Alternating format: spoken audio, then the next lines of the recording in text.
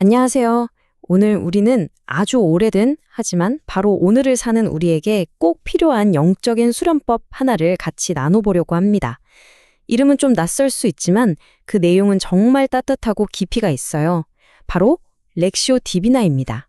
혹시 성경을 읽을 때 그냥 까만 건 글씨고 하얀 건 종이네 하면서 의무감으로 읽을 때가 있진 않으셨나요? 근데요, 만약 이 글자들이 그냥 텍스트가 아니라 바로 나에게 말을 걸어오고 내 삶의 가장 깊은 질문에 응답하는 살아있는 목소리가 된다면 어떨까요? 오늘 우리는 이 렉시오 디비나를 영적인 식사라는 아주 쉽고 강력한 비유를 통해서 한 단계씩 차근차근 맛보려고 합니다. 이 시간이 끝나면요, 여러분도 성경을 그냥 읽는 걸 넘어서 온몸으로 맛보는 법을 배우게 되실 거예요. 자, 그럼 첫 번째 섹션입니다.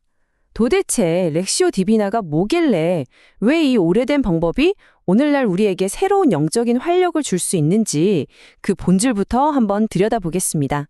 렉시오 디비나, 라틴어로는 거룩한 읽기라는 뜻이에요. 여기서 핵심은 성경을 연구해서 지식을 얻는 게 아니라는 겁니다.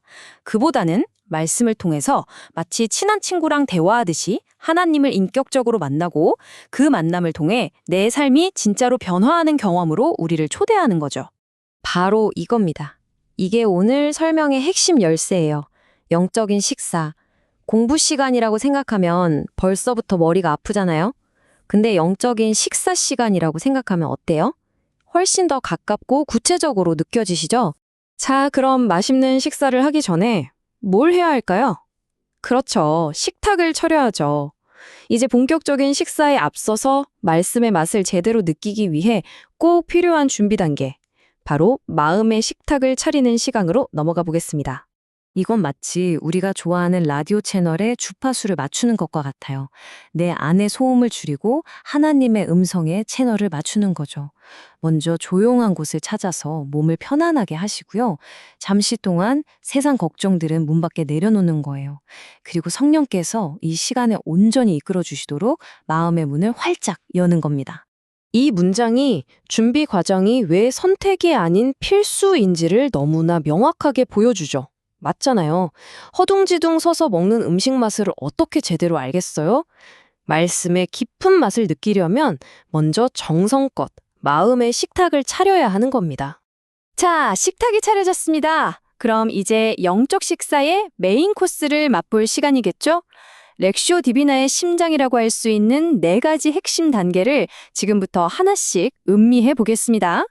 그 첫 번째 단계는 바로 읽기. 라틴어로는 렉시오입니다. 렉시오, 즉 읽기 단계입니다. 근데 여기서 중요한 건 막 분속하면서 읽는 게 아니에요. 그냥 천천히 입으로 소리내서 읽으면서 말씀이 나에게 스며들도록 하는 겁니다. 내가 말씀을 읽는 동시에 말씀이 나의 내면을 읽도록 나 자신을 열어두는 거죠. 식사에 비유하니까 아주 직관적이죠? 이제 막 맛있는 음식을 집어서 입에 넣는 단계. 그게 바로 렉시오입니다. 음식을 입에 넣었으면 그 다음은 뭘까요? 맞습니다. 바로 두 번째 단계, 묵상으로 넘어갑니다. 두 번째는 메디타시오, 즉 묵상입니다. 이건 머리 아픈 분석이 절대 아니에요. 오히려 그 반대죠.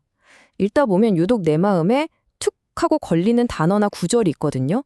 그걸 소가 여물을 되새김질 하듯이 가만히 반복해서 음미하는 과정이에요. 입에 넣은 음식을 그냥 꿀꺽 삼키는 게 아니라 그 맛과 향, 질감을 충분히 느끼면서 꼭꼭 씹는 단계. 이것이 바로 묵상입니다. 말씀의 영양분을 온전히 내 것으로 만드는 아주 중요한 과정이죠. 자, 이렇게 말씀을 깊이 맛보다 보면요. 자연스럽게 대화가 시작됩니다.